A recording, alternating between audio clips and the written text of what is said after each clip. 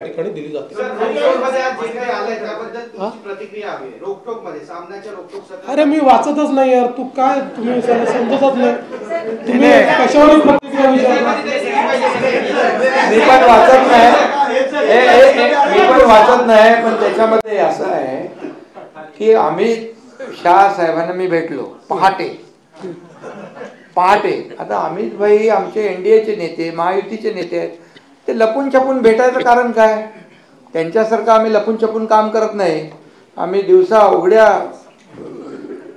ढवळ्या काम करतो आणि त्यामुळे त्यांना आम्ही ती भेट 4 वाजताची पहाटेची भेट आता झालीच नाही। त्या भेटीचं वर्णन काय केलंय? संभाषण लिहिलंय। म्हणजे मी काय बोललो, त्यांनी काय उत्तर दिलं? मी तिथं साक्षीला होतो। 5व्या मजल्यावर त्यांची माझी रूम होती। मी आल्यावर एकनाथराव शिंदे साहेब आहेत म्हणून आम्ही दोघं बोलत बसलो होतो।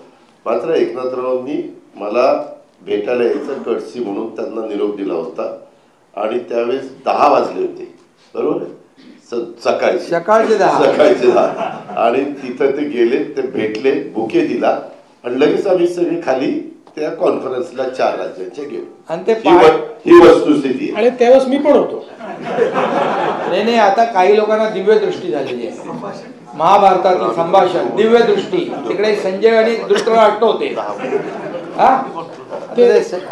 पूर्वी ते काळा पहाड वगैरे असे ते जे हे यायचे ना, काय आपले पुस्तकं, तशी आता परिस्थिती झाली आहे रोज।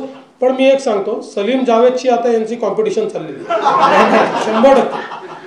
एवढ्या स्टोऱ्या मॅन्युफॅक्चर जे करतात ते नाही, त्याच्यामध्ये काय आहे, सवाल जवाब दिलाय। आता मला नंतर सांगितलं कोणी सवाल, म्हणजे मी हा उत्तर, म्हणजे आता त्या पराभवामुळे त्यांचा केमिकल लोचा झालाय, तुमचं काय झालेलं नाही ना। आणि संजयनी धृतराष्ट्राने कौरवांची वाट लावली ते तुम्हाला माहित आहे, आणि आता इथं असलेले दूरदृष्टीवाले कुणाची वाट लावतात तेही माहित आहे।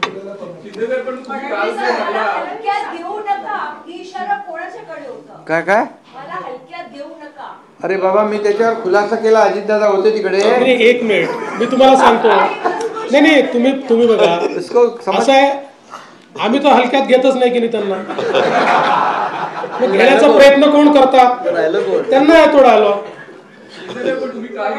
मी तर त्यांना सगळ्या जाहीरपणे सांगतो ना, मी काय थोडं लपून नाही, मी हलक्यात घेऊ नका, ज्यांनी हलक्यात घेतलं त्यांचा टांगा पलटी करून आलोय। काल म्हणाला की माझ्या बदनामीची मोहीम चालू आहे, मग ती कुणाकडून चालू आहे? नेमकी विरोधकांकडून चालू आहे असं तुम्हाला वाटतं, मीडियाकडून चालू आहे की सत्ताधाऱ्यांचे कोणी सामील आहेत? अरे बाबा, आताच मी तुम्हाला सांगितलं ना, मी म्हणजे दिवसा रात्री उठता बसता जळी स्थळी पाशानी काशानी काय म्हणतो त्याला, एकनाथ शिंदेच दिसतो।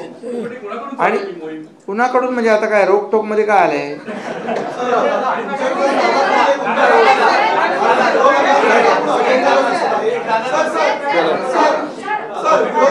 प्रश्न आहे त्यांचा, एक दादा प्रश्न